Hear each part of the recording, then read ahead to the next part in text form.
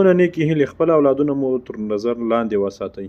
دا کوم هلک چې تاسو وینئ دې څو ورځې مخکې ځان وژنه وکړه. د له خولې یو شعر در باندې اورم، وروسته بیا په غږیږو. شپه به په ما څرنګه تېرېږي چې ستا زنګ راشي چې زه یې ورکړم بل ته. مور او پلار مې زما زړه ته پام ونه کړ، په خپل واک و په خپل سر و. زه به وایم چې ته څومره بې پښته وې، یو کال بل د انتظار کولی نو ښه. ته به وایې مور او پلار مې مړه کوله، تر قیامته مې انکار کولی نه شو.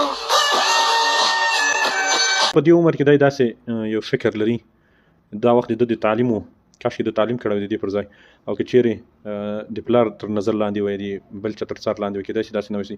هغه باندې اوس الله ورحمېږي، دې ته خدای د زړه صبر وکړي، موږ او تاسو الله وساتي.